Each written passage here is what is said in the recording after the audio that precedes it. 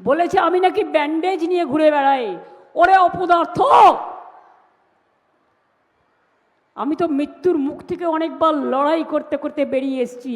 যাও না ডাক্তারের রিপোর্টগুলো নাও না হসপিটালে গিয়ে। লজ্জা করে না? আমার ওপর কি অত্যাচার হয়েছে তোমরা জানো না? এবং তোমরাও আগের বার নির্বাচনে ইচ্ছা করে আমার পায়ে চোট করে দিয়েছিলে। আমি প্লাস্টার করেও পায়ে হুইল চেয়ারে ঘুরে বেড়িয়েছিলাম, তার কারণ আমার মনে জোর ছিল আমাকে মানুষের কাছে যেতে হবে। আবার কি মারবার প্ল্যান করছো নাকি?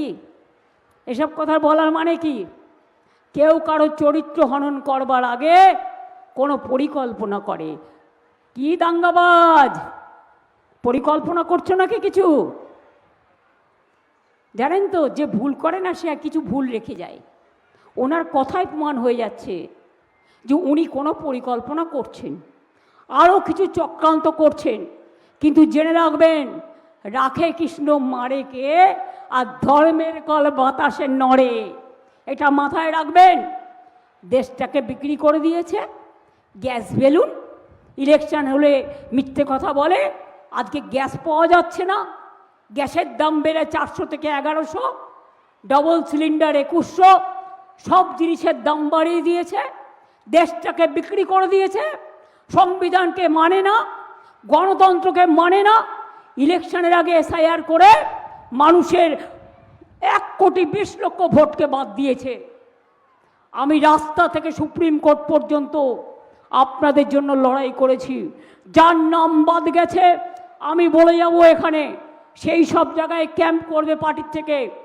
লিস্ট পুরো ডিএম অফিস থেকে চেয়ে নিয়ে একদম যাদের যাদের নাম বাদ গেছে তাদের অ্যাপিল করাবে, পার্টি অফিস থেকে সিস্টেমটা জেনে নেবে এবং তাদেরটা জমা করে একসাথে পার্টি অফিসকে বলবে আমরা সেগুলো নিয়ে ট্রিব্যুনালে জমা দেব। এবং ট্রিব্যুনাল, সুপ্রিম কোর্ট যে অর্ডার দিয়েছে সেই ট্রিব্যুনালে আমরা বিনা পয়সায় লয়ার দেবো যে আপনাদের হয়ে লড়বে। গরিব মানুষ দিতে পারে না। সব ট্রিব্যুনাল করেছে কলকাতায়, তা জেলায় জেলায় লোকেরা কি করবে? খাবি খাবে। একটা পাড়ায় একটা বাড়িতে একটা মেয়ে বিয়ে করেছে, আগে এগুলো ছিল না, তার পদবি চেঞ্জ করেছে। বলুন তো মা বোনেরা আমার, বিয়ে হলে কেউ করে কেউ করে না, এখন আবার দুটো পদবিও কেউ ইউজ করে। এটা তার অপরাধ।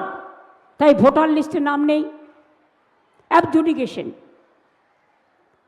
একটা মেয়ে বিয়ের পর শ্বশুর বাড়ি যায়, তার বাড়ির ঠিকানা চেঞ্জ হয়, সেই জন্য অ্যাবজুডিকেশন।